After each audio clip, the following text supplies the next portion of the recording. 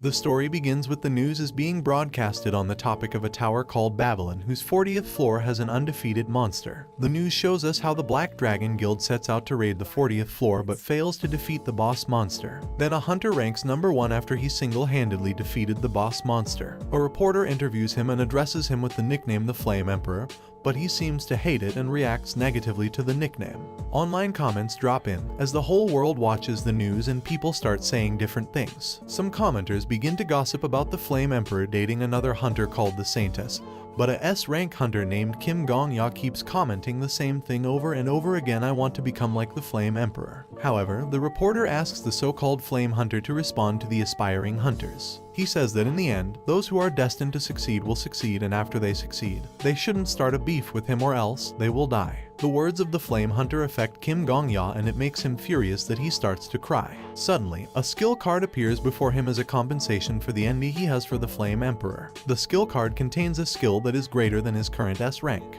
The golden card means that he copies the skill of the enemy that kills him and makes it his. He shouts, "What kind of skill is this?" The tower is seen to have appeared suddenly in their world and it can be seen from any horizon across the world. Different floors of the tower have different monsters from another world. Those that first entered the tower when it appeared were chosen by the tower and they gained special skills, but those that heard the rumors later on only entered the tower to hunt down the monster. The words of the Flame Emperor still affect Kim Gong-ya negatively and he finds himself in a bar. The news of how skillful the Flame Emperor is being broadcasted in the bar. Gong-ya doesn't feel the vibe and he asks the bar manager, "Can we watch something else?" Gong-ya begins to freak out and he complains about his new skills. He tells the bar manager that he can't even report it to the Hunters Association because he thinks the skill is crap. The bar manager quickly tells him to vomit outside after he wants to throw up. He leaves the bar shop and he keeps thinking about everything until he sees the Flame Emperor and his alleged girlfriend, Ms. Saintess, arguing by the corner, so he lures around and he listens. The Flame Emperor claims to have poisoned Ms. Saintess after she has initially tried the same on him.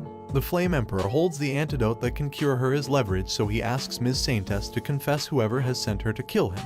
He asks her if it was the Black Dragon who sent her, but she didn't talk, so he burns her. Kim Gong-ya perceives the fire illumination and he couldn't help it but goes out of his hideout and shouts, "Murderer, psychopath," and he runs away. The Flame Emperor gets hold of him and because he has seen what he has seen, the Flame Emperor kills him. Kim Gong-ya then wakes up in a strange realm and he sees a command that asks him to select a skill card. Then the skill card mysteriously copies out the Flame Emperor skill. However, he wakes up in his room as the news of another Black Dragon Guild's failure casts. He wonders how he gets to his room after Yusuha, the Flame Emperor, killed him.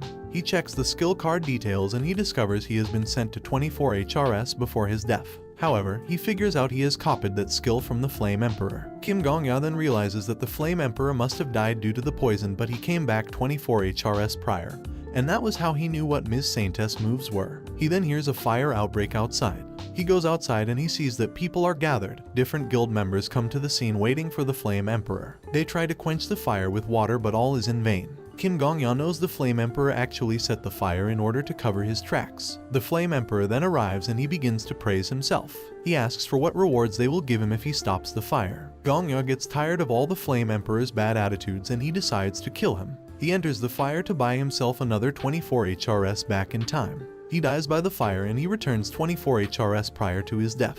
When he returns, he finally understands that no matter how much he tries to kill the Flame Emperor will still return to 24 HRS before 2 since they both have the same skill. He then figures out that the Flame Emperor's first awakening was 11 years ago, June 7th, which means his permanent death can only be met 45 days ago. So he decides to kill himself 45 times. He keeps stabbing himself and keeps waking a day backwards. Gong-ya finally gets to the present day that the legend of the Flame Emperor begins and he moves out to kill him.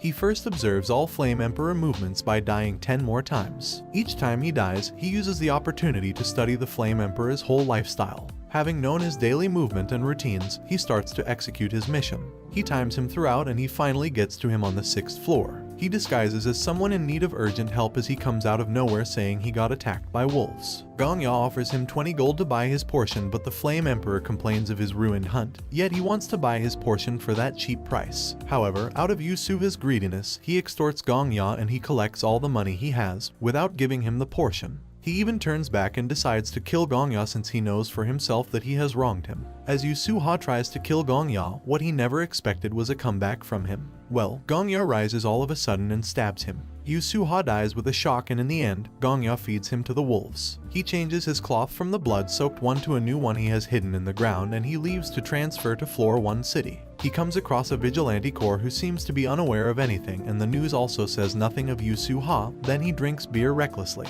He is very happy that the terrible legend of the Flame Emperor is no more as he flaunts his new skills and credits. Suddenly an old man walks in, requesting vodka and sugar in warm milk. Gong-ya looks at the old man suspiciously. The old man is the rank 1 hunter in this era, and Gong-ya thinks of how skillful the old man is. He continues to plunder that dying in the hands of any hunter means he will be able to copy their skills, even the skills of the current rank 1. Still in the bar, the old man, also known as the Sword Saint Marcus Callenberry, starts to talk to himself, and somehow it feels like he's referring to Gong-ya. Following that weird moment, Gong-ya gets terrible anon messages on his phone about the Sword Saint. In these messages, Gong-ya learns of a word that should never be spoken to the Sword Saint. To buttress the message, a short story is being narrated on how the Sword Saint reacts to a group of hunters on the Floor 9 hunting grounds, where he strikes them after they made mention of his grandchildren in a mockery way. An advisory message which says if you don't want to die, don't talk about his grandchildren in front of Sword Saint pops in. All the messages are nothing but a big surprise to Gong-ya.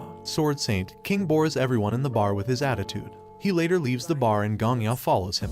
Gong-ya keeps wondering the kind of awesome skill the Sword Saint will have if Yu Su-ha has such an amazing X-rank returning skill. He follows him, but the Sword Saint already knows he's behind me. When they get to the bush where nobody can see what is happening, the Sword King turns to him suddenly. Plot twists, Gong-ya asks for his favor and he begins to say words Gong-ya doesn't understand. He finally accuses him of murder after he claims to have seen the number of kills on his head.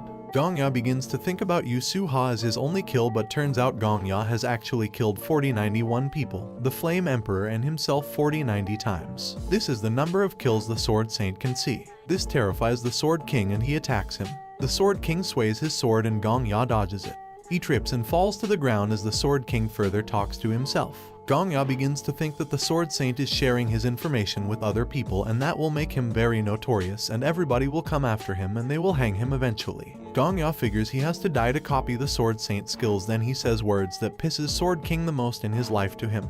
He speaks ill of Sword Saint grandkids. The Sword King beheads him immediately. Gong-ya dies and he goes back to the realm of skill acquisition, where he will pick one of the skills of the Sword Saint with the golden card, just as he did with the Flame Emperor. He then begins to have difficulty in selecting a card because there is no golden card, just silver and bronze cards. He finally picks a card and he beseeches the card to give him the skill behind the Sword Saint's success. Sword Saint's skill is then being copied and he returns back to life. He learns that he doesn't have the main Sword Saint skill, but he has an A+ passive skill. He opens the skill card afterwards. He suddenly hears someone talking beside him on the same bed and he doesn't know what is happening. Gong-ya hears the words of this strange guy as he talks about Gramps to go and train if he wants to train. He replies to this strange guy, and when he looks at Gong-ya, it shocks him too because he used to be with the Sword Saint. He asks Gong-ya if he can see him and he says he can.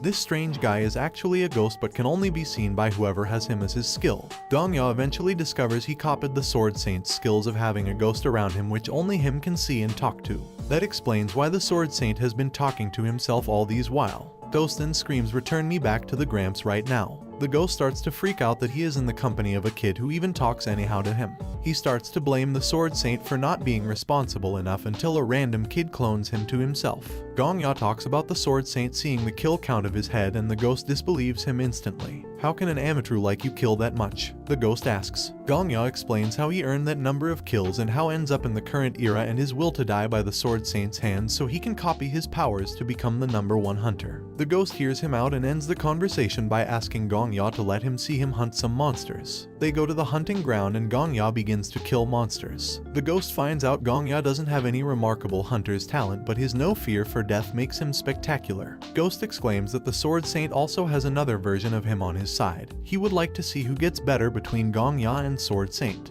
Ghost begins to like him and he claims to help him get better than anyone else, and he wants Gong-ya to take over the tower. The ghost shouts at Gong-ya to wake up and he requests for 5 minutes. The ghost insists that he rise up from bed, and when he manages to rise up, he discovers it's still 4 AM in the morning.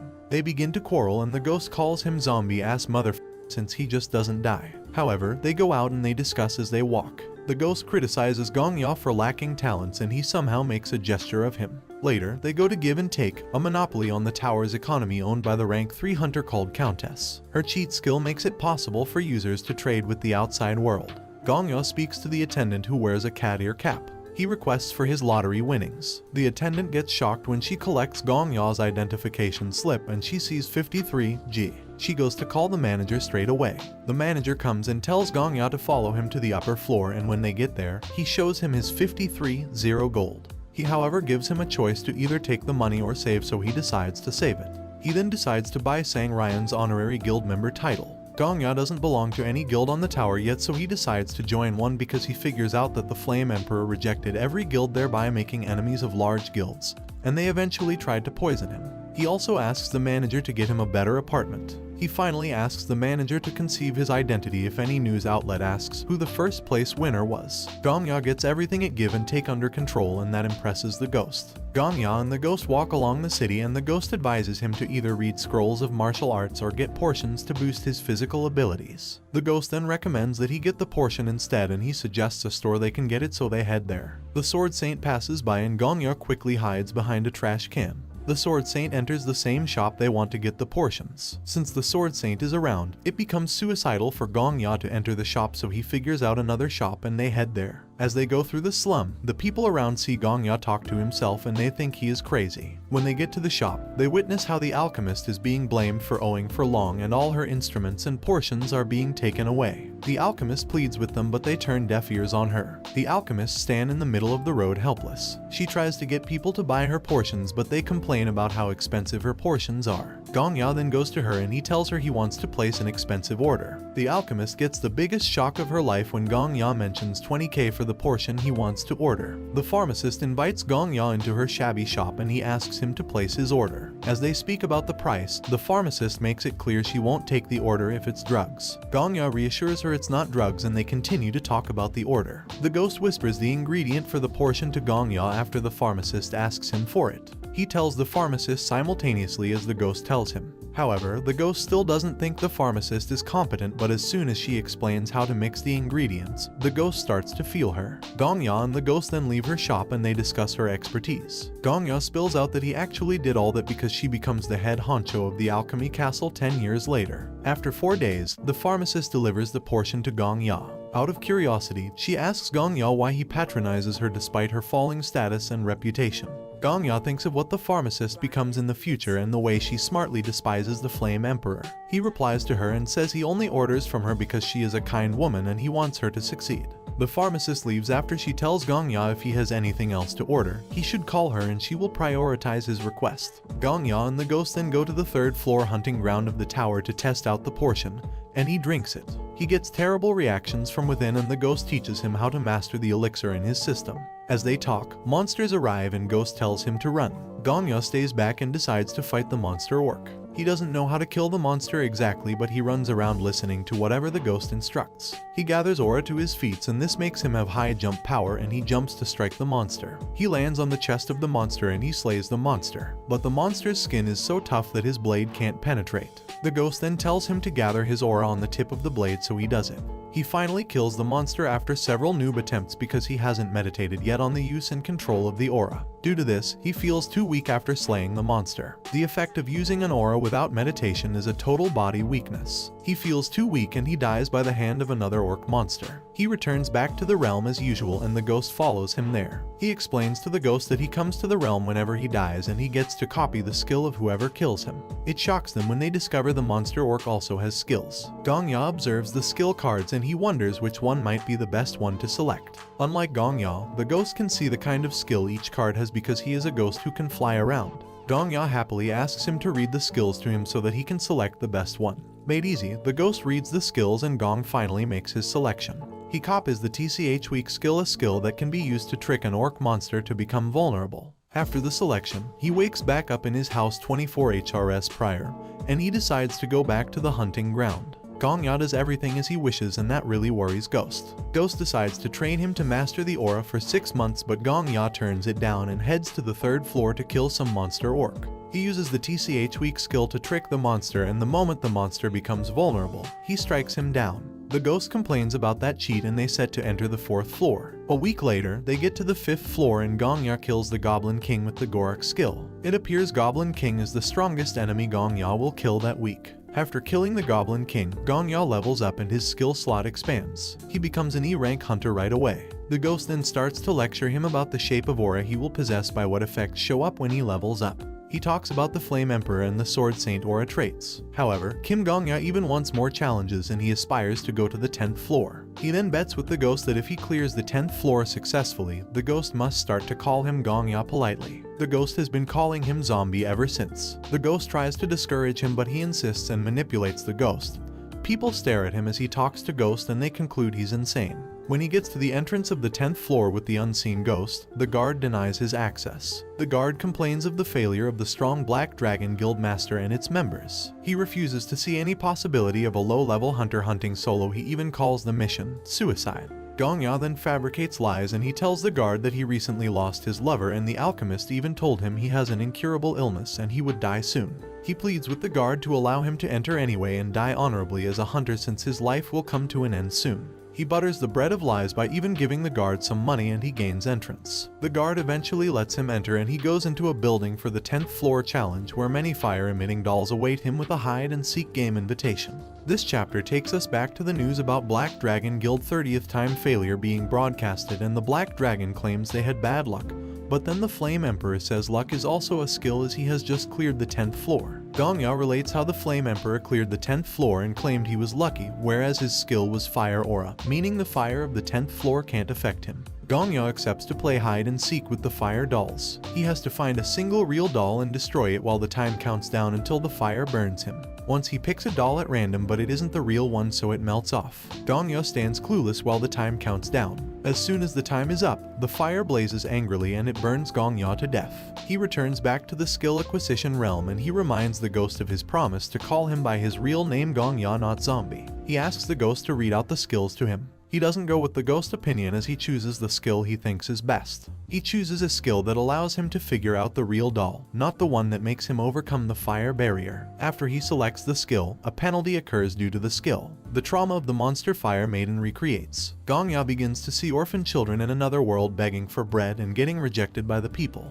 Then comes a man who seems nice and decides to take this particular orphan away to safety. He takes the little girl to a house and he cages her. Turns out the man is actually a bad man and he claims the innocent orphans are plagues to their society and they should be eradicated. They sacrifice these young orphans and kill them. The ghost also joins Gong-ya in experiencing this bitter trauma. However, the ghost doesn't feel as bad as Gong-ya feels. Suddenly, still in the trauma experience, the house the orphans are being kept goes on fire, and the evil workers begin to run, leaving the caged orphans behind. Gong-ya witnesses every last evil that was done to these orphans and the trauma ends. When he wakes back up 24 hours prior as usual, he becomes very moody, and the ghost says words that even make things worse for him. As they approach the 10th floor, Gong-ya says he'd rather save the doll than destroy it. The ghost starts to freak out because saving the doll is clearly not the way of clearing the 10th floor. However, Gong-ya figures out that the only way to clear the floor is to play with the dolls because that is actually what they want. He plays the hide and seek game with them and in the end, he finds the real doll and he successfully clears the 10th floor. Gong-ya feels moody and somehow depressed after clearing the 10th floor about how wicked the world is. The ghost begins to praise him afterwards and then suddenly, fireworks shoot up in the sky. The news that the 10th floor has been cleared overtakes the atmosphere and people start wondering who just cleared the 10th stage. Numerous messages drop in on the net, all aimed at pointing out who actually cleared the 10th floor, but no answer is being obtained. All the top hunters are definitely not the 10th floor clearers, they are found doing something else. Suddenly, the 10th floor gate guard runs towards Gong-ya to confirm it, but he tries to hide his identity from him. He eventually let the guard know he was the one who cleared the 10th floor. Gong-ya then reminds the ghost of his promise to call Lord Gong-ya if he clears the boss in 2 coins. Gong-ya goes to a cafe and he keeps talking to the ghost about his victory until a cat goes to me and he takes the cat.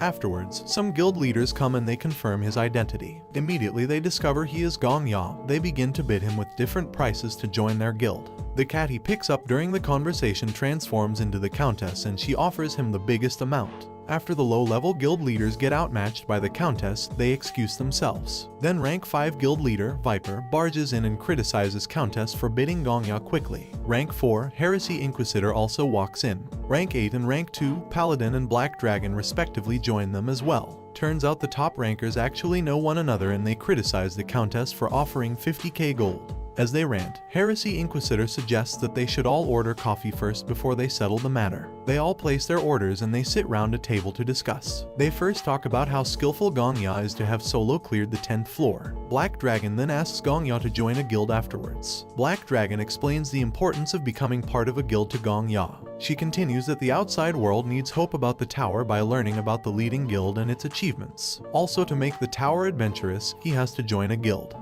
They explain why they need his identity open to the outside world so that it can restore hope for the first floor hunters and also creates an avenue for the world generally. Gong Ya then decides to join one of them by playing a card game with all of them. Whoever wins gets to have him in their guild. They all consider Gong Ya's decision to be fair and they accept to play with him. He plots with the ghost to peep on their cards eventfully. The ghost agrees without hesitation since Gong Ya assures him of no more calling him Gong Ya. The ghost goes behind all the top rankers and exposes what they plan to play to Gong Ya, and he effortlessly wins them in all the rounds they play. Some of the top rankers begin to lose their minds. As they play and lose to Gong Ya, they get fed up and they leave the table one after the other. Viper accuses him of cheating after he won over 30 rounds they played. Viper gets tired of losing and he leaves to meet the Heresy Inquisitor. Now it remains Gong Ya, Black Dragon and Paladin. Paladin loses next as well and she leaves the table. Now, it remains just Gong Ya and Black Dragon and Countess decides to distribute the card for them. As the game goes on, Black Dragon narrates her story to Gong Ya and the audience says wherever one comes from doesn't matter to the tower. As they play the final game, they both stake higher and they discuss more. They talk about the tower and its challenges. Gong Ya talks about his affinity for the tower and Black Dragon compliments him. They finally come to the end of the game and Gong Ya wins. His objective of not joining any guild is finally met and he ends the meeting with his zeal to excel to reach the 100th floor without making enemies with anybody. He permits them to expose his identity if that means good to the outside world.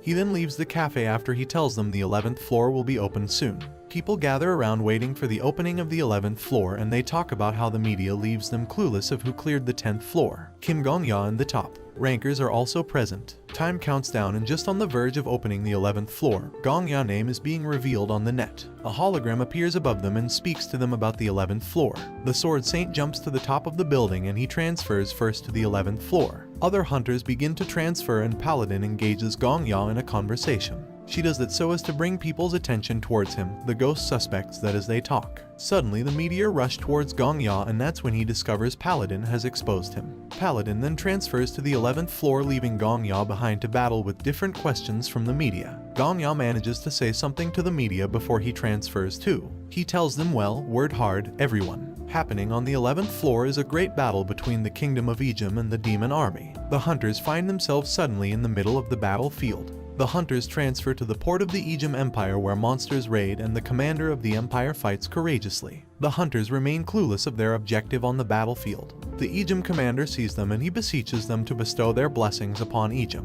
Then the monsters start to attack them as well. Sword Saint immediately beheads the monster and they begin to fight alongside Sword Saint. Gong Ya stands confidently in the battle without fighting any monster and he starts to receive floor 10 rewards. Displaying before Gong Ya are valuable skills rewarded from floor 10 to allow him to navigate floor 11 to 20 easily. He gets the location skill and he chooses the leadership skill. He puts the location and the leadership skill together to bring about an ultimate skill. Gong Ya has never led an army before so he plans to acquire that skill from the Ejim commander. However, he goes to the NPC commander Sarba's Ejim. He manipulates the commander to kill him. He fabricates lies that get the ghost speechless. He tells the commander that if he dies, the god of war will bless the battlefield. At first, the commander does not welcome the idea of killing a hunter from another world, but then, Gong Ya persuades him closely, and he concurs. The commander kills him eventually and he copies his skills. Gong Ya dies and returns back in time to 24 HRS and he gets back to the battlefield. He is then seen to be riding with the soldiers with a special sword in his hand.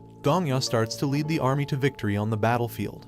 He has been dead previously, meaning he has repeated the day and he has learnt one or two from what happened and how. He gives directions to the commander in order to locate the demon army's general. He checks the map and he tells the general to make certain turns. He appears in the battle with the Ejim's Empire legendary holy sword. Legend says that a goddess gifted it to the founder of the Ejim Empire. Before history became a legend, the founder went missing, and the holy sword also vanished. Then the goddess leaves behind a prophecy that when the faithful day arrives, the one wielding the holy sword shall also arrive. The one who possesses the holy sword of protection will receive absolute trust and support from the people of Ejim Empire. The soldiers see the sword in Gong Ya's hand and they begin to hail him. Together with the help of the Holy Sword and the minimap as a gift for clearing the 10th floor, Gong Ya leads the army purposefully. Other hunters watch as Gong Ya rides with the commander and they wonder why he is the only hunter in that position. Gong Ya listens to their babbling with the aura and the ghost criticizes him for abusing the aura. He leads the army throughout the battle and he tells them to charge towards the main forces. As they clear their way to the Demon King, they finally see the Demon King and they charge towards him.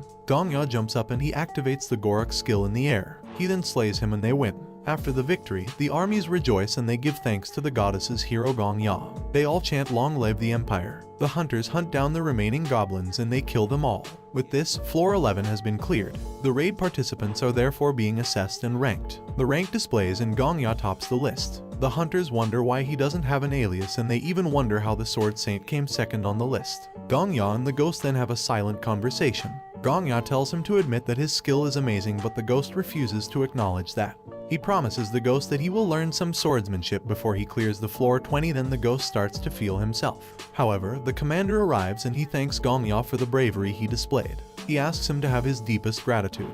The commander narrates the prophecy of a demon king's arrival and heroes from another world coming to save the kingdom, but he says he was actually skeptical about the prophecy. He then shakes Gong Ya. The final rule of the floor 11 then displays and it says until the top contributors are given their rewards, the remaining participants are banned from entering floor 12. As Kim Gong Ya transfers to the 12th floor, the ghost warns him about meeting the Sword Saint there. The ghost says that the Sword Saint will come at him like a madman. Gong Ya then tells Ghost that he has his ways. Arriving with him is Heretic Inquisitor, who praises him for what he did back on the 11th floor. As they converse, the Sword Saint tries to strike Gong Ya, but Heretic Inquisitor blocks it for him. She asks the Sword Saint why he is trying to attack Gong Ya. Sword Saint refuses to tell her why he wants to kill Gong Ya. Sword Saint then threatens to cut off one of Heretic Inquisitor's arms if she doesn't move. The moment she hears that from the Sword Saint, she uses her skill to teleport Viper and Paladin to the scene. They jump at the Sword Saint, but he defends himself. Viper had to wonder what the old Sword Saint eats to keep him that strong. Viper starts to lose focus and Paladin cautions him to focus on the fight in front of him. Heretic Inquisitor then asks Countess to give her 20k gold. Countess eventually gives her and she does her holy techniques on the gold. She brings about the Celestial Clan Master and they all face Sword Saint. Black Dragon also joins them because Gong Ya has previously had an agreement with the 5 guilds. Black Dragon says if the Sword Saint must kill Gong Ya, then he has to first go through all of them. At that moment, Gong Ya communicates with Ghost with his mind and he reminds him of the words he said on floor 11. There are 2 ways to fight against a strong opponent. One is to have enough raw power to crush an army by yourself and the other is to raise an army yourself. He reminds the Ghost because right now, the 5 guilds are the army he has raised should in case the Sword Saint tries to kill him. Gong Ya then talks to the Sword Saint in a polite way as if he is completely innocent. Deep inside of Gong Ya, he knows the Sword Saint can actually see the kill count on his head. The Sword Saint maintains his ground and wants to kill Gong Ya. He shares why he has been hunting alone in the tower because he wants to show people that one could stand on top by himself.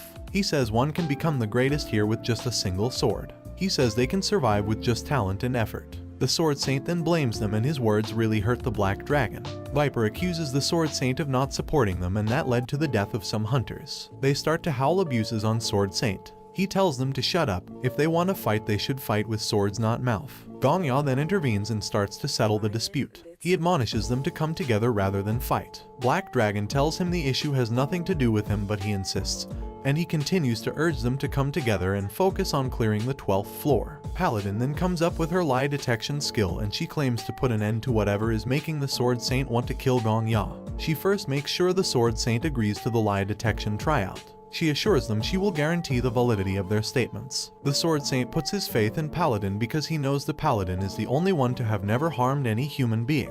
Paladin starts the lie detection and tells the Sword Saint to ask questions. The Sword Saint then asks, is it true you've murdered over 4,000 people? Then Gong Ya replies yes, but because in the actual sense, Gong Ya has only murdered one person, the Flame Emperor. Paladin gets a wrong answer and the Sword Saint accusation becomes nullified. The Sword Saint starts to freak out that Gong Ya is lying. However, Gong Ya starts to explain the reason why he had to kill the Flame Emperor because he was a bad person. He continues that the Flame Emperor actually tried to kill him. They reason with Gong Ya and they end up finding nothing bad in what he did.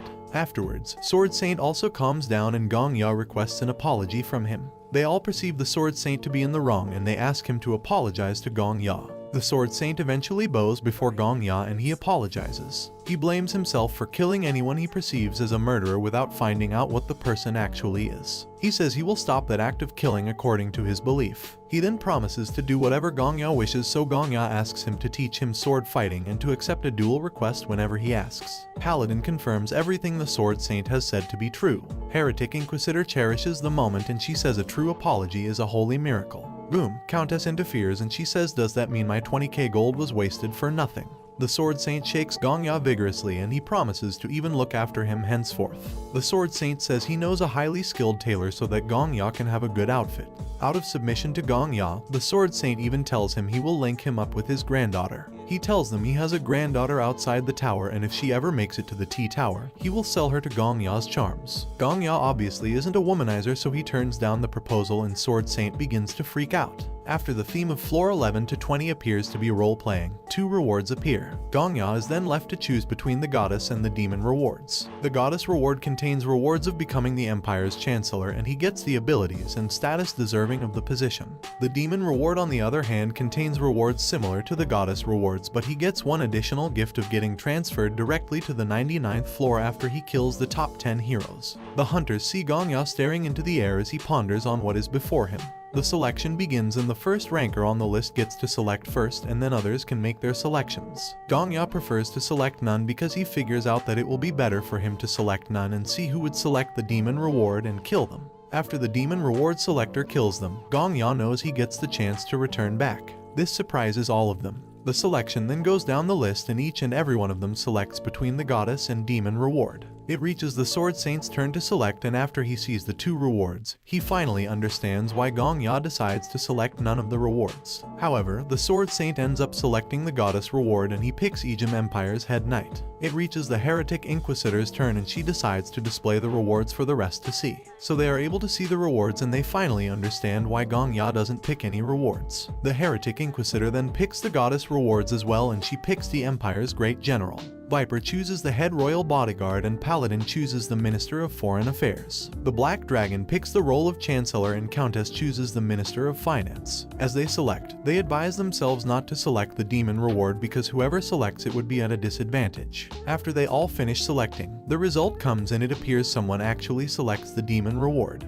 Paladin is then called to interrogate everyone with the lie detection. The Black Dragon claims to kill whoever has picked the demon reward. Rather than finding the traitor with lie detection, Paladin asks them all to confess first. They didn't suspect Gongya because he didn't even pick any reward in the first place. However, Paladin still asks him and he says no. They all testify to choosing the goddess reward. Then who is the traitor? They all start to panic. Paladin tells them that the traitor might have a skill that hides their lies. Sword Saint then says it might also be Paladin herself. They start to talk about the bond the 5 guilds have over the years, that it's not now that someone will break it. After they establish that a strong bond exists between the top 5 guilds for good 10 years, Heretic Inquisitor and Viper then kill the last 3 rankers with her special skill. Turns out the traitor isn't among the 3 they just killed, and this makes the Sword Saint really angry and he attacks the Heretic Inquisitor. He cuts her hand and Viper begins to fight him. The Sword Saint is too strong for Viper, then he cries out for help. The other guild masters then begin to fight the Sword Saint. Heretic Inquisitor peers a portion on a cutout arm.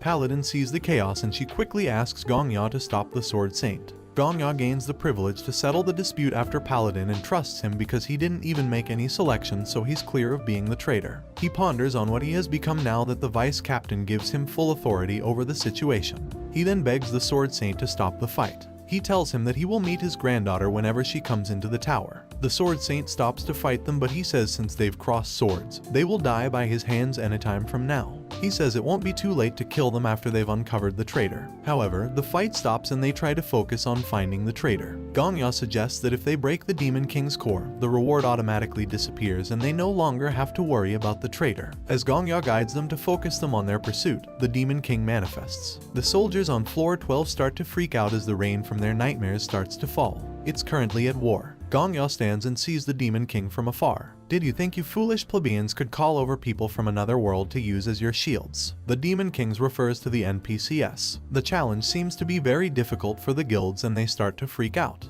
They finally work together and they devise a means to stop the Demon King. They decide to play the role they selected from the goddess reward. Gongya tells each and every one of them to act the role they hold. He tells Viper, the head royal bodyguard, to lead the royal bodyguards. He tells Paladin, the Minister of Foreign Affairs, to find the Emperor since it won't be easy to lead the NPCs while their leader is missing. He tells the heretic Inquisitor, the great general, to get on top of the castle walls and console the soldiers who are losing their minds. All of them then move out to execute their roles. The Black Dragon appears beside Gongya all of a sudden. He asks her how she gets there. She tells him she has teleportation skills. The ghost whispers to Gongya that he needs to get Black Dragon to kill him because that skill sounds cool. Black Dragon then asks Gongya to teleport with her. After revealing her teleportation skill restriction to Gongya, he decides to teleport with her. Eventually they teleport to the top of the wall and they give motivational words to the soldiers as the Black Dragon raises Gongya's hands with the legendary sword. Gongya reenacts the trauma of his killer and he begins to experience it.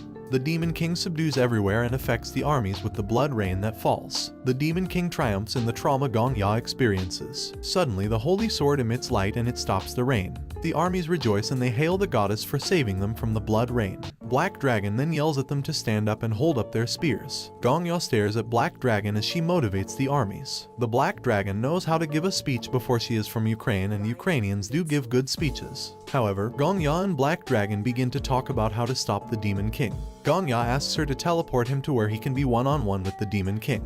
Black Dragon calls it suicidal, but Gongya feels it should be a win. The light from the goddess annoys the Demon King and he retaliates with his own light and he destroys everywhere. He destroys the royal chamber and one hero dies. The Black Dragon figures out it might be Countess. Gongya worries about the tower's connection with the outside world because the Countess controls that. Black Dragon then tells him to focus on what is in front of them, which is the Demon King. She teleports Gongya right to the front of the monsters and the ghost begins to teach him how to fight them. Gongya drinks a portion to strengthen himself. The ghost then tells him to become a hero. Gongya fights his way through the goblins by timing his every movement. The ghost instructs him to sway his sword continuously. He kills the monster one after the other and he gets carried away by the art of sword fighting. After 10 seconds, he encounters a large monster and he slays it flawlessly. His existence becomes better defined and he levels up to a D rank hunter. After 30 seconds, the Sword Saint joins him in the fight and he tells him his name. He realizes that during an intense fight, everyone becomes different. The Sword Saint then asks to fight together with him. The Heretic Inquisitor then arrives with the troops and they begin to kill the monsters. Viper also joins Gongya and he tells him that he has brought his guildies along with the royal troops. Gongya doesn't hear him, so Viper fights with him. Paladin also joins them and she gives her own side of the duty. She says she found the Emperor but he has poisoned himself. Gongya keeps fighting immensely since he doesn't hear what they are saying. The Sword Saint tells Paladin to leave Gongya when she tries to call him.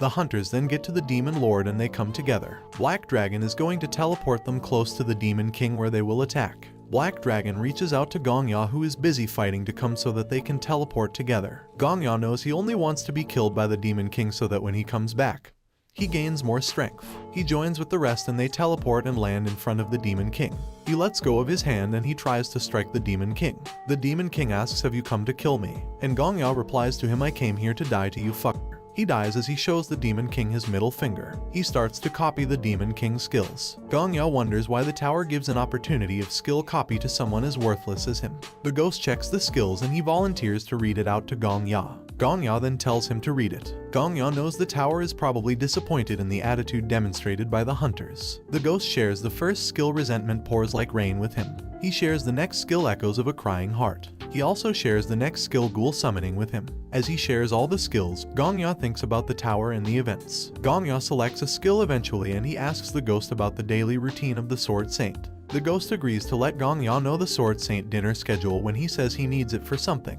Gongya completes the skill selection and the copy begins. He faces the trauma penalty afterwards. "Are you leaving already?" Black Dragon asks Gongya. Gongya has gone back in time to floor 10. Floor 11 will be opening soon and Gongya looks tense. Black Dragon asks him what is wrong with him. What else will Gongya say? He lies yet again.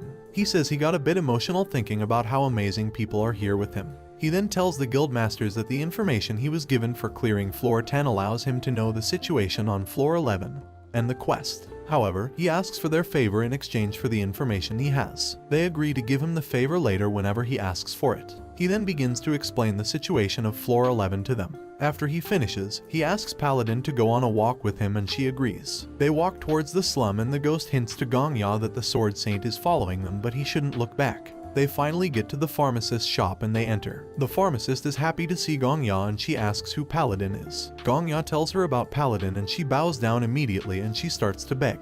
She claims not to sell drugs. However, Gong Ya tells the pharmacist that Paladin is not here to inspect her but he rather brings her as a customer. This makes the pharmacist really happy, and right there, Sword Saint enters the shop and he requests for private chat with Gong Ya. Continuing the story, Sword Saint enters the pharmacist's shop and he requests a private moment with Gong Ya. Paladin asks the Sword Saint what business he has there and he insists on having a private moment with Gong Ya. Sword Saint then orders Paladin to step out and she also refuses. Gong Ya has joined the top 5 guilds, so that makes Paladin interested in whatever business the Sword Saint has with him. Paladin sides with Gong Ya and she claims to stop the Sword Saint even if it costs her life. When Paladin says these words, the Sword Saint calms down. Gong Ya knew from his previous life that the Sword Saint's weakness is innocent people. Paladin has 0 kill count, which makes her totally innocent. Even though the Sword Saint is brutal in his judgments, the last thing he would do is lay his hands on innocent people. Gong Ya knew this and that's why he left with only the Paladin. Speaking of innocent people, the pharmacist interferes and she also tries to protect her dear life-saving customer. In the end, the pharmacist orders the Sword Saint to leave her shop.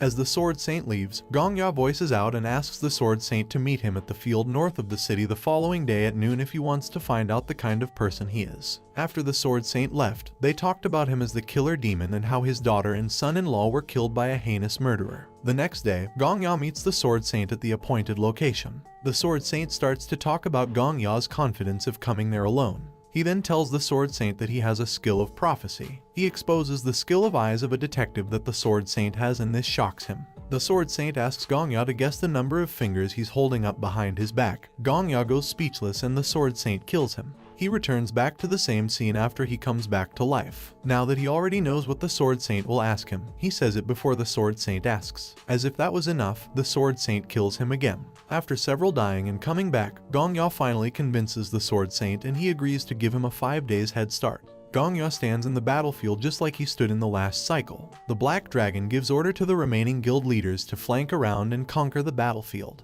The hunters follow the Black Dragon's orders and they begin to fight the monsters. The commander sees this and he also motivates the Empire soldiers to fight alongside the heroes from another world. Gong Ya keeps standing like he did in the previous cycle while he talks to the ghost. He sees the Sword Saint staring at him and he asks if the Sword Saint is planning on watching him 24/7.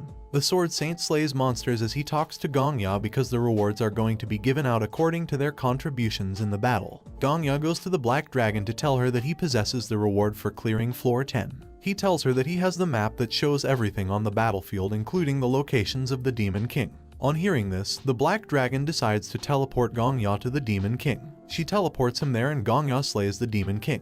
The Black Dragon hunters chased down the remaining monsters and they killed them all. Following the victory on the battlefield, the Black Dragon starts to praise Gong Ya and she eventually shakes him. Gong Ya already knew how everything would turn out, so he thought to himself of protecting the people. When the rankings appear, Gong Ya discovers that the rankings have changed drastically from the last cycle. The Black Dragon predicts that they will clear floor 20 quickly with a minimal loss, but she is wrong. If Gong Ya doesn't help them, they will end up with a great loss on floor 12. Gong Ya knows the future and he is always one step ahead. When they get to the 12th floor, the Heretic Inquisitor starts to praise him. He stops her from praising him, then he reminds them of the favor he previously asked from them. He asks them to remain in the house for 5 good days. If they can do it, he promises to clear up floor 20 in 5 days. Gong Ya reflects on what the hologram that appeared when floor 11 opened as he asks for their favor. A whole 5 days. The Black Dragon begins to oppose Gong Ya. Though they cleared floor 11 under an hour with the help of Gong Ya, the Black Dragon doesn't think he can single-handedly defeat the Demon King, so she addresses him by being too overconfident. Gong Ya then claims to have shared with them the rewards of clearing floor 10.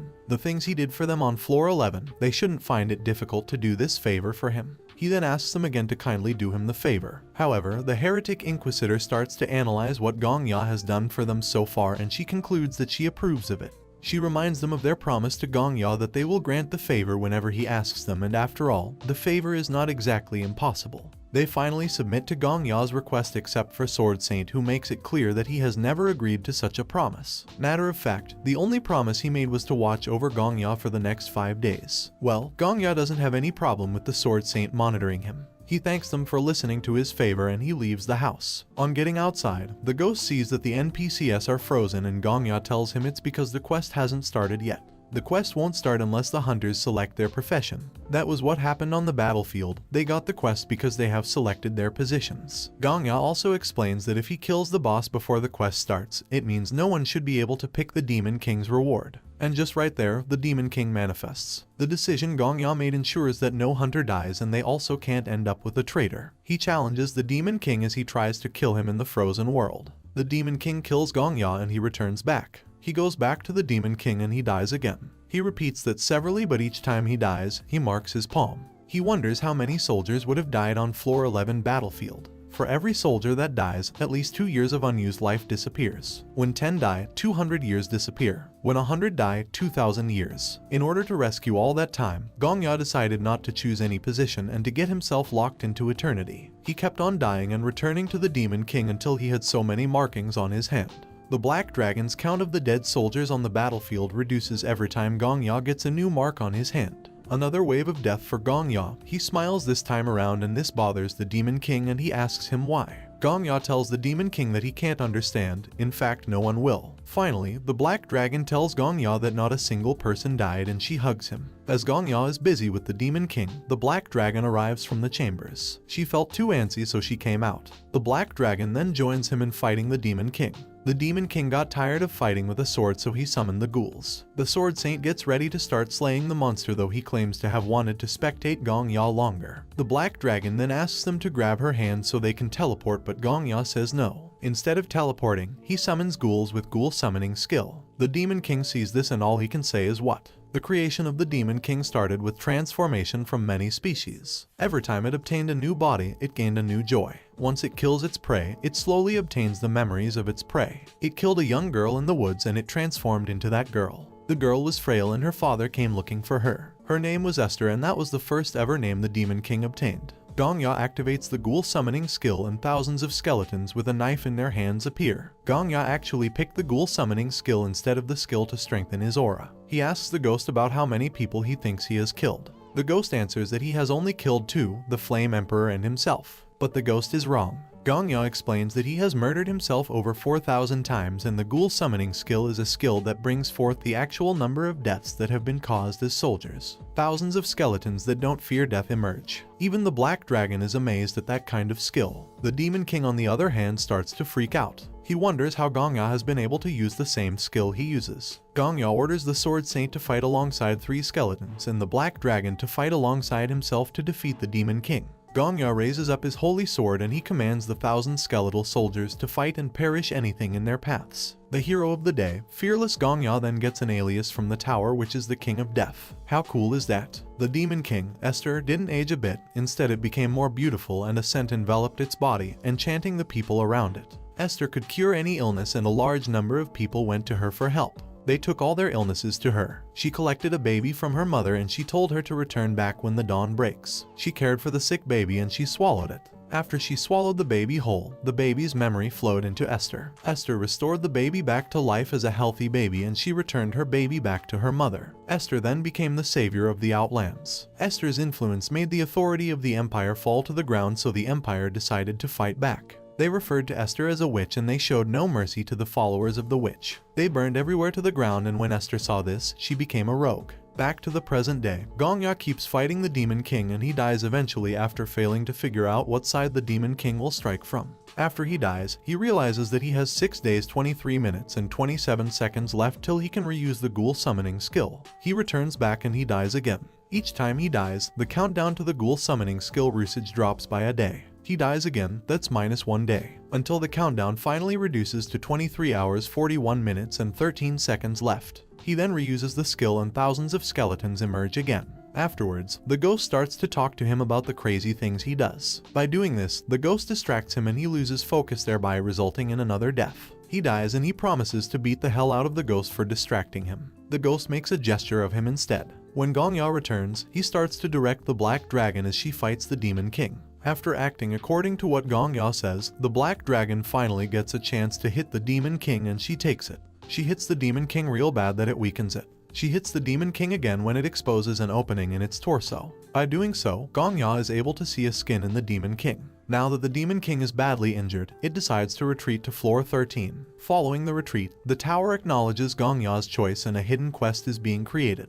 The floor 12 quest has been amended and Zoom, floor 13 to 19 have also been amended. Gong Ya then accepts the quest, the hero of the time-frozen world. The system searches for the Demon King on floor 12 and it is nowhere to be found. The system then confirms the retreat of the Demon King. Suddenly, blue sparkings start to flow around and the Black Dragon asks what is happening. None of them happens to know what is going on. Then Gong Ya sees changes at the Empire entrance and he decides to teleport with the Black Dragon to the top of the entrance to check out what is actually going on. When they reach the top, they see total changes in the Empire. The Empire has changed from a dark cloud, dull and dusty city to a bright and beautiful city. The timeline has been altered. Originally, the Ejim Empire should have been invaded by the Demon King. They could have either lost or won, but the invasion was an event set in time. However, in this world, the invasion by the Demon King became an event that never happened. Gong Ya and the Black Dragon watch as the citizens interact with one another and then boom, the commander shouts at him. The commander wants to know who Gong Ya is, which makes him step foot in their Empire gatehouse. Gong Ya reminisces on how nice and welcoming the commander was back then on the battlefield and now, he is acting harsh and tough. Unexpectedly, Gong Ya bursts into laughter and he shouts, "I did it. I protected the Empire. Why won't he do that? He defeated the Demon King after hundreds of days." His voice covers the whole empire because he is talking from the top of the entrance gatehouse. He speaks about the kind of low life he was living.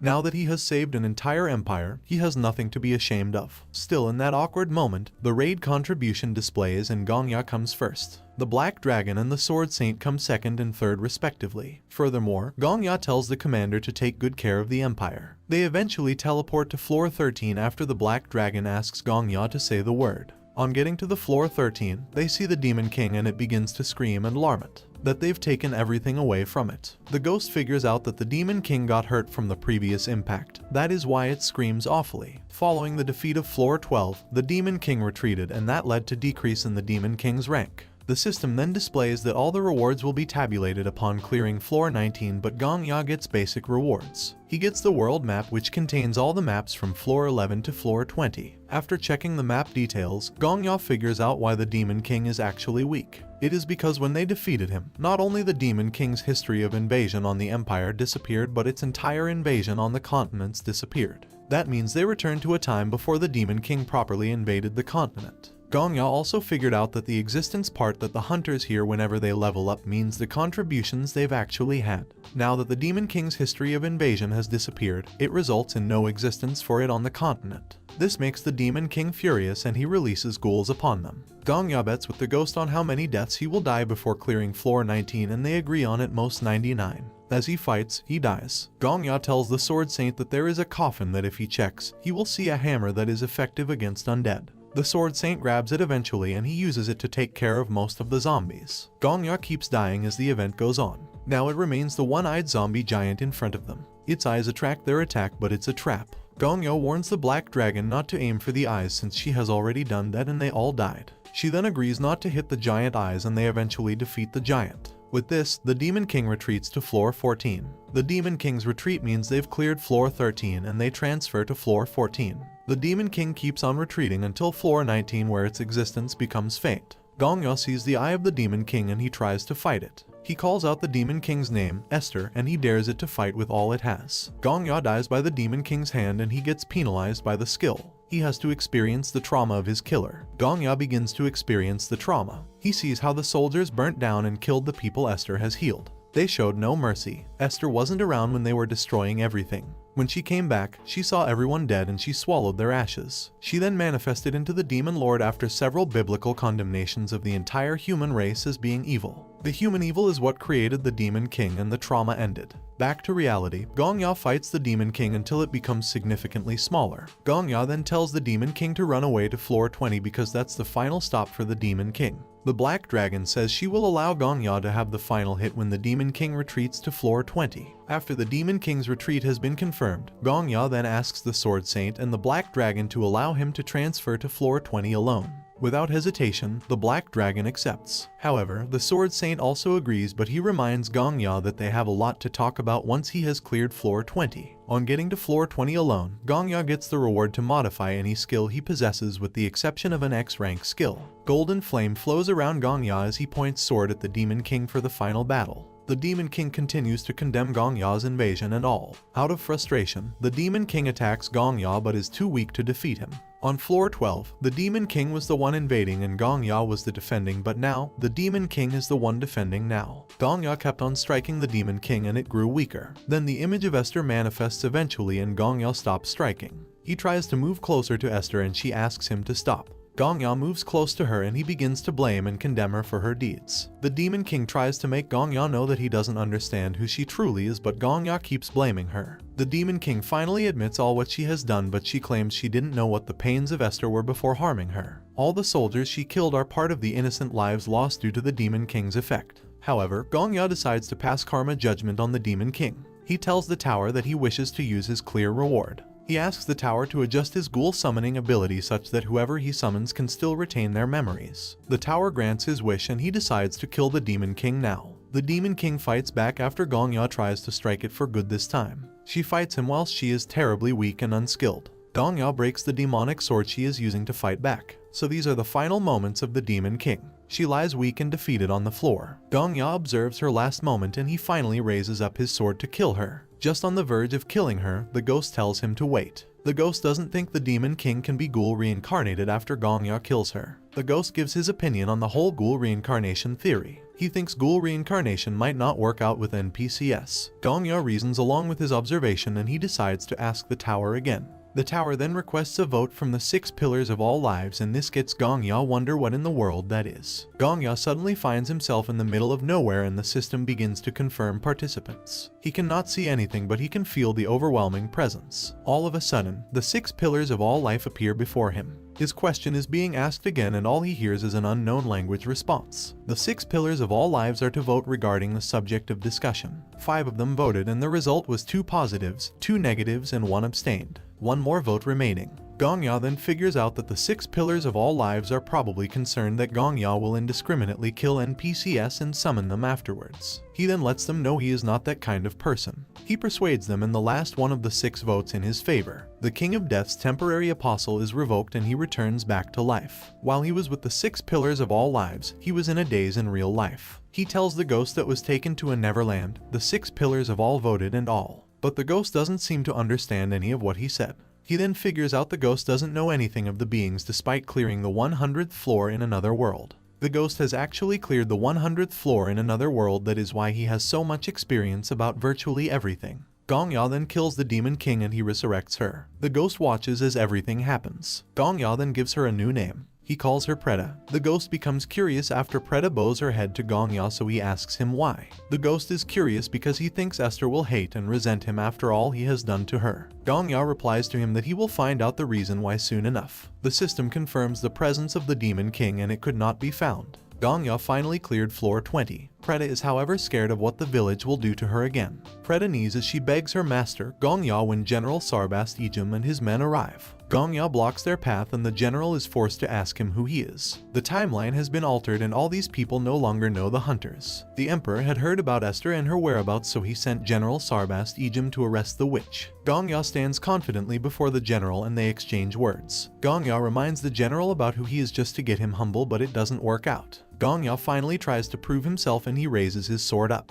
Gong Ya refers to himself as the emissary sent by the mighty founder Lifanta Ejim and all the soldiers express a state of shock. The general gets down from his horse and he kneels before Gong Ya. The other generals do the same as well. The ghost admires Gong Ya's confidence and he also advises him to put the confidence to use in fighting as well. Back to the main reason why the soldiers are there. They came to subjugate the witch. In order to protect Preda, Gong Ya decides to tell the soldiers that he has already subjugated the witch. Gong Ya tells Preda to move forward and he starts to give her different exercise programs to weaken her. After she was done doing all what he instructed her, he tells the general that Preda has already been subjugated by him because she follows his commands. The general believes him since he is the emissary of the Great Eastern Founder, but another soldier behind the general speaks out. The fact that Gong Ya claims to be the emissary of the Great Eastern Founder doesn't sit well with him. Even though the sword in Gong Ya's hand signifies the goddess' favor on the empire, this particular soldier still doubts him. In the midst of all that, a dragon head being from the merpeople comes forth and decides to settle the matter. She has the soul orb granted to him by the emperor of the merpeople. If a drop of blood is placed on the orb, it will detect whether the person is good or evil. Gong Ya and Preda are then called to the test. When the blood of one with a good soul touches the orb, it will emanate a white light, and with the blood of one with an evil soul, the orb will turn pitch black.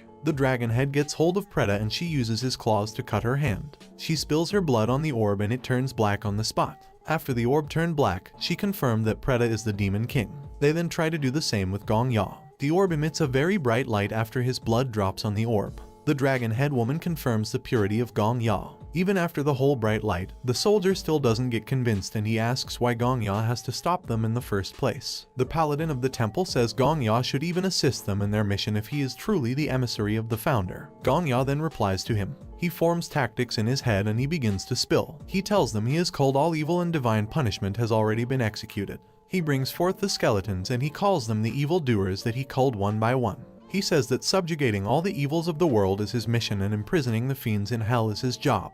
They submit to Gong Ya after everything he said. The paladin of the temple then asks if the monsters are truly locked away. He further asks Gong Ya what he intends to do with his skeleton. Gong Ya then tells one of the skeletons to recover its memories. Boom! The skeleton turns to the Flame Emperor and he immediately gets hold of Gong Ya. The people see what is happening and Gong Ya lets them know the Flame Emperor was nothing but evil. Gong Ya then snaps his fingers and the Flame Emperor goes straight into a punishment state. He hangs by one leg and raises the other. Gong Ya can control whoever he has culled and he does all these to prove to them that he is being truthful. The paladin asks for his name and he tells them. After gaining their trust and respect, that results into clearing the hidden quest, Hero of the Frozen World. Gong Ya single-handedly clears floor 20 and the result is to be given in 24 hours after entering floor 21. Gong Ya begins to tell the ghost that he cleared floor 20 without any casualties. He even saved Preda. The system displays a public announcement that floor 20 has been cleared. The system emphasizes it. Gong Ya picks his phone to check the internet and see what's going on. Ghost figures out that Gong Ya is trying to check the affairs of online commenters and what they will be saying after floor 20 has been cleared. He accuses Gong Ya of deciding not to pay attention to the responses of others. Gong Ya denies it and then right there, the Black Dragon Witch comes about. She hugs Gong Ya from the back and she starts to praise him. She starts to talk about how people have been going crazy because of Gong Ya. It's no child's job. A single hunter doing all that alone by himself. It's truly a matter of great wonder and appraisal. The Black Dragon Witch shows Gong Ya the screenshots of what people are saying. Gong Ya then wonders how she got all the screenshots because floor 20 doesn't have a network. Eventually, he discovers that the witch has actually teleported back to floor 1 to peep what people were saying. Gong Ya thinks of Black Dragon as a very friendly person as she shows him the overall tower ranking where he ranks 3rd. The Black Dragon Witch, however, praises his ability to reach that level in a short period of time. Afterwards, she advises him to pay a little more attention to his attitude because he is now the center of focus. She further advises him not to pull up the behavior of the Sword Saint, who is a lone bird that destroys anything in his paths. The presence of soldiers on floor 20 baffles the witch, so she asks Gong Ya. After explaining to her how they came about, he also confesses the lie he told the people that he is the emissary of whatever of the Empire's founder. They start to talk about trading with this continent since trading with the outside world has not been so easy. Gong Ya offers to give them the title of Apostle of the Goddess so that they get the chance to trade easily with the continent in exchange for floor 20 land. Following the negotiation, they teleport back to floor 1 and the meteor rush them with camera flashes and unending questions. Gong Ya becomes nervous and the witch tries to mentor him. The media address Gong Ya as the King of Death and they throw so many questions at him. Among the questions is what relationship does he has the Black Dragon? Now that's a tricky question. The Black Dragon and the Sword Saint then start to lecture him concerning the media and how to behave when you are with them. With the media around, they tell him he must not say words anyhow as it will represent him immediately. They walk through the ever-disturbing reporters without saying a single word. Now that Gong Ya is so famous, the Black Witch tells him he will have limited access to the internet and all. Gong Ya has to be emotionless and the Black Dragon explains how she is able to wipe out emotions from her face. They walk through the media and they finally get to the house where the other guild members are. They welcome them in and they start to praise Gong Ya, the man of the hour. Gong Ya also gives them nice gestures. The Heretic Inquisitor then explains how the NPCs thought they were enemies that intruded inside the palace. So the NPCs came and they let the NPCs arrest them. However, they escaped from the prison and came back to the house. As the Heretic Inquisitor narrates the whole story, Gong Ya thinks that the incident must have happened when he defeated the Demon King, because the timeline was altered.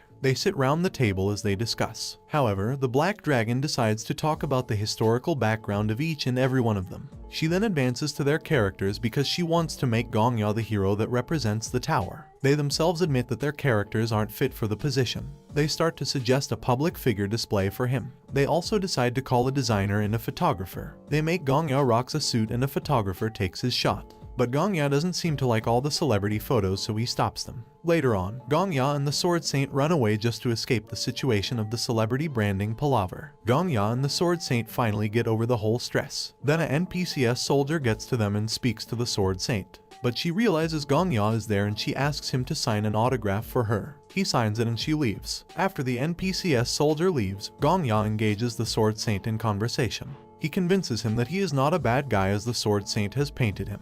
In the end, the Sword Saint reasons along with him and he finally decides to let him go free. Gongya acknowledges that he no longer has to worry about Sword Saint killing him after 5 days. The goddess of protection then calls out to Gongya. He finds out that the holy sword he has been holding is the goddess of protection. The news about the identity of the man who conquered floor 20 is being broadcasted, and after some time into the broadcast, Gongya switches off the television. He feels embarrassed about what he is seeing. Suddenly, the holy sword speaks to him and it also joins everyone in praising Gongya. Gongya begins to think that the holy might also stand him. Gongya then starts to talk about constellations. He has never seen an item that's a constellation. The goddess of protection has to reply to the confused Gongya. The goddess of protection says it's better to think of constellations as something that can represent each world. The goddess of protection explains that she was originally a holy spirit that was worshipped as a god. However, the founder of the empire, Lifanta Ejim, sealed her by splitting her up into 5 swords. She is the first of these holy swords, the idol. The goddess of protection then brags that by gathering up all the 5 swords, she can regain all the power of her golden days. Out of curiosity, Gongya decides to ask the goddess of protection about the whereabouts of the other sister swords and she goes mute. Gongya begins to criticize the goddess of protection as she speaks about her abilities. Then the Black Dragon Witch knocks. She asks if there's any problem because she heard the noise. However, she reminds Gongya of the press conference that is starting in 5 minutes. After she leaves, Gongya continues to criticize the goddess of protection and he eventually coins a name for her. He calls her Shiny. After 5 minutes, the press conference starts. Gongya and the witch sit before the reporters. The witch speaks through the mic and she says everything about their tower achievements. But a reporter steps forward and asks Gongya about the bargain he had with the top guilds concerning acquiring floor 20 and the guild getting high recognition on floor 20. The Black Dragon tells him to remain silent, but Gongya decides to reply to him. He has his ways. Gongya takes the mic and he greets them all. He introduces himself and he leaves an expression on his face that repels the reporters from asking irrelevant questions. He then blames himself for his inadequacies. Gongya recalls the days of the Flame Emperor and he decides to address the press in the opposite manner as that of the Flame Emperor. He establishes a principle: if you invert the worst, it becomes the best. He speaks to the media in the best manner, which he derives by saying exactly opposite things to what the Flame Emperor said. After giving his speech, Gongya tries to end the question and answer, but the reporters keep asking more questions. The Black Dragon Witch collects the mic from Gongya and she continues to address the press. But all of a sudden, a reporter comes up with a serious question. He asks about the relationship between Gongya and the Black Dragon. Everybody first pauses. Now that's a serious question.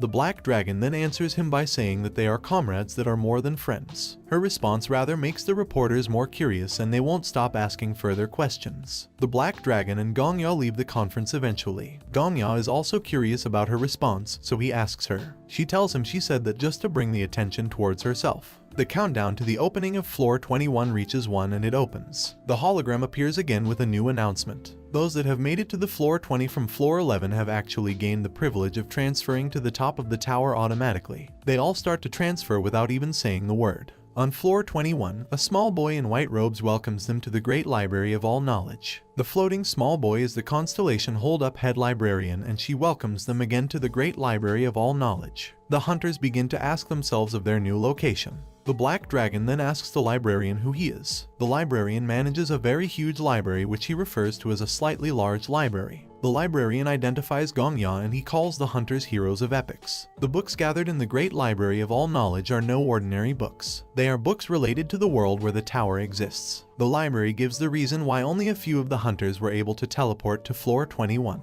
the reason being that they are the only hunters with aliases. The witch gets worried about such selection, but the librarian quickly reassures them that since just 3 of them cleared floor 20, they won't find it difficult to clear the quest he has prepared for them with even the help of 300 other hunters. In order to explain the quest for the hunters, the librarian decided to use his own style. He opens a book and they somehow, mysteriously enter into the book, and he begins to explain to them like that. The librarian also tells them that he refers to his books as apocalypse. He explains the reason for cancellation to them. Cancellation is seen as the end of the world. It happens to some world with water while another with fire. The moment they return back after he is done, they vomit. The librarian then gives them the main quest of floor 12. They have to pick 8 volumes among the cancelled apocalypse, which literally means 8 worlds. They now have to pick 8 worlds and save them. That is the quest. Following the unusual event of entering into a strange world in a book, the hunters are forced to vomit. The library bookmarks come to clean their vomits. Furthermore, the librarian instructs them about the do's and don'ts of the library, and then suddenly, one of the hunters interrupts the librarian.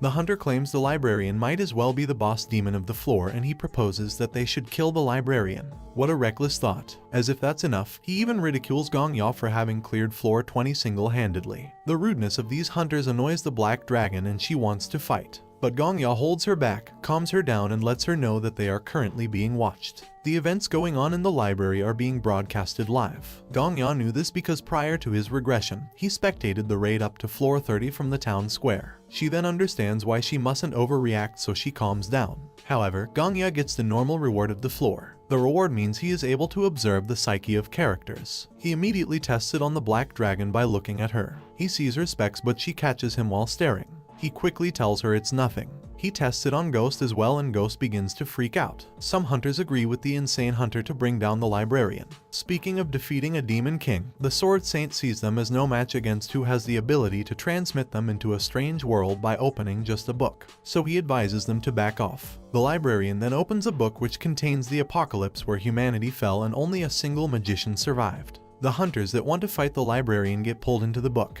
The librarian closes back the book and begins to give his opinion on the apocalypse and the magician. Gong Ya then advises the rest of the hunters that as they can see, they cannot pick a fight with the constellation. He suggests they just take whatever quests he gives them. After all, they get to pick a book which they can clear the world and get whatever benefits therein. Gong Ya mans up and opens a book, and nothing seems to occur. The librarian then tells them the forbidden books that are dangerous have been hidden. The stages on the 22nd series of floors are worlds of apocalypse. Gong Ya reads out the summary of the book Tales of Sormuan Academy to the hunters. The lovers of the story died after a demon appeared. Such a bad ending. Gong Ya then advises them to grab a book that is actually possible to clear and also beneficial. There are hundreds of volumes of Apocalypse available. Gong Ya definitely can't read all of them. He then gathers the hunters and he divides them into groups. Each group is to read a particular genre of book. He tasks them to decide if a book is a hit or a flop. The heretic inquisitor doesn't seem to understand the word flop, so she asks Gong Ya. Gong Ya explains that flop means the world isn't unfit to be cleared. After they gather in groups to start the task, the black dragon chooses the misery genre. Unlike the romance character seen earlier by Gong Ya using his psyche of character skill, the black dragon's sudden change of character shocks him. He asks her why she is choosing that group, and she begins to feel herself. Heretic Inquisitor, on the other hand, picks exactly what her character says. She picks the children's story, and she happens to be the only one in that group. Gong Ya oversees the hunters as they read, and he also goes close to Viper to see what he has been reading. After the black dragon reads to some extent, she figures out the main purpose of the apocalypses. The apocalypses all ended unhappily. She understands that reading the books will only get them to feel like the constellation. She then whispers it to Gong Ya, and the librarian also realizes that they have finally had the idea of his pain. Then suddenly, the alchemist walks up to Gong Ya. She moves close to Gong Ya and she tells him about her new alias. Just as she had promised Gong Ya, she refreshes her promise to help Gong Ya if she needs anything. After a while of reading, most of the groups finish their books. Gong Ya then asks them to give him whatever suggestions they have. The Sword Saint then gives his group suggestion of clearing a world from the book that has martial art benefits. Suddenly, Shiny tells Gong Ya it has detected the presence of her sister's sword inside the book that the Sword Saint is holding. Gong Ya decides to die and restart before going to the martial realm. Reason being that he doesn't know anything about Lifanta Ijum, who was the first emperor of the empire, and all the one that turned the goddess of protection into Shiny. Gong Ya doesn't want to encounter a guy whom he knows nothing about. He figures that if he stabs himself with the sword, though it might either count as suicidal or murder, he will be able to learn a couple of things about Lifanta Ijum. He then stabs himself with the sword and he dies. Back to the usual realm, Gongya is unable to copy any skills from the goddess of protection because the skills are sealed.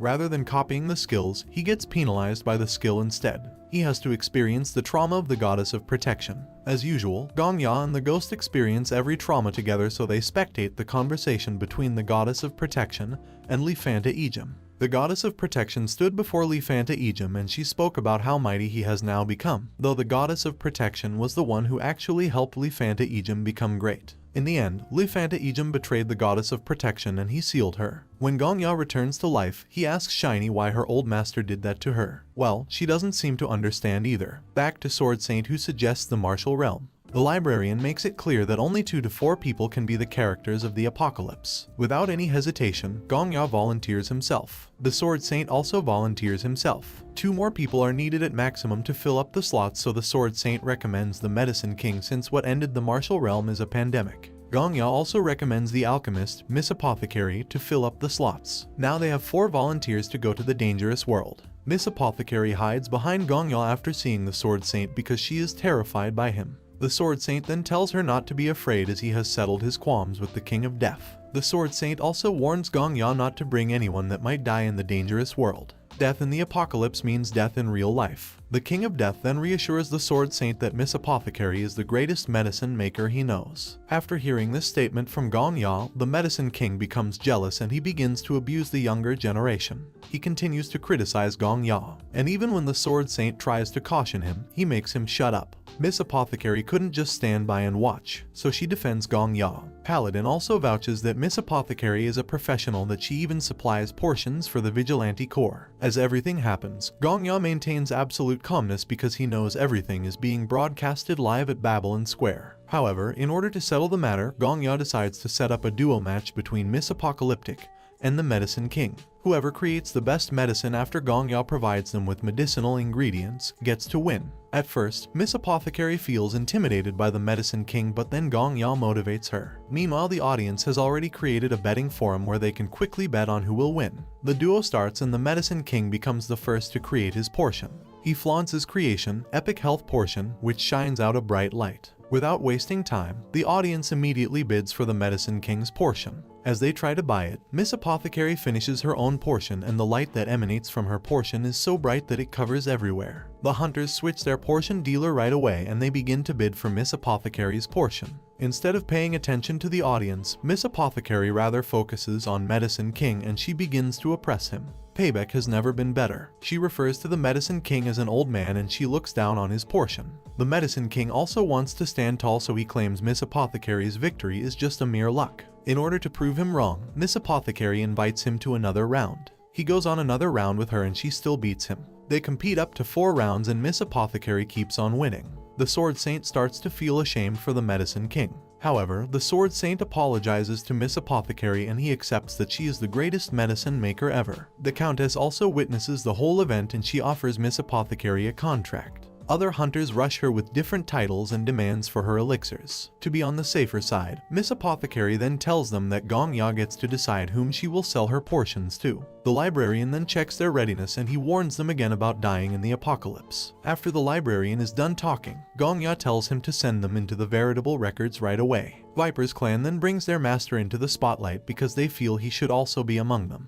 But all the slots are filled. It's left for someone to step down for him. The attention moves to Sword Saint as he is the one they think should step down. Paladin persuades the Sword Saint and in the long run, he decides to step down for Viper. Following the whole saga of who is stepping down for Viper, the librarian confirms the King of Death, Viper, the Medicine King and Miss Apothecary as the 4 new characters of the veritable records of Heavenly Demon. It's snowing in the martial art world when they get there. Gongya quickly advises them to draw their auras and protect themselves, but the Medicine King and Miss Apothecary haven't learnt aura yet. In order to overcome the freezing cold, Gongya and Viper support them by sticking with them such that their auras flow around them together. Gongya holds Miss Apothecary's hand while Viper backs the old man. Then they move through the snowy ground in pursuit of their mission. Miss Apothecary sees people ahead and she quickly notifies the rest. They move close to these people and they discover that they are already frozen. Now they switch positions. Gong Ya and Viper have done a role of helping Miss Apothecary and Medicine King overcome the coldness, so it's their turn now to help them know what's wrong with the frozen people. The two of them examine the frozen corpses and they give their options thereafter. Miss Apothecary confirms the date of death of one of the frozen corpses to be 2 years and 3 months, while the Medicine King says they died of an unregistered illness. The frozen corpses situation confuses all of them. Gong Ya then tries to see the character of one of the corpses and it blanks out. They remain confused about what kind of grave is that. Suddenly, Gong Ya hears a distant voice. A man and a lady argue about the demonic cult's rule over the heavens. The man and the lady lambast each other. Both of them have done bad to the other, so they keep blasting each other. As these two people abuse each other, Gong Ya tells them to sneak closer to them. The man belongs to the Orthodox faction while the lady belongs to the demonic cult, and the cult's rule has led to disasters in their world. To cut the long story short, the man says he will cut the lady's head into 2 and offer half to the Jade Emperor and the other half to the King of the Underworld. They then start to talk about the wooden stick in their hands instead of their lethal weapons. The lady claims her own is a wooden sword and it contains the essence of 1,000 years of the demonic cult. These two can never stop abusing each other, they continue to blast each other. Suddenly, the weather changes and the man begins to blame the lady for bringing her there on a bad day. Meanwhile, Gong Ya and the rest watch the whole scene. By the time both of them brace each other side by side in preparation for a serious battle, they begin to ask themselves what is happening. They eventually look back and they see zombies running aggressively in their direction. That is when they know that the extreme pandemic was a zombie virus. And that's how the second part of this Manhwa ends. Well guys, if you like this video and you want a third part, comment below with the word hunter. Also subscribe to the channel, hit the bell and like the video. But most important, leave a comment. Until the next video.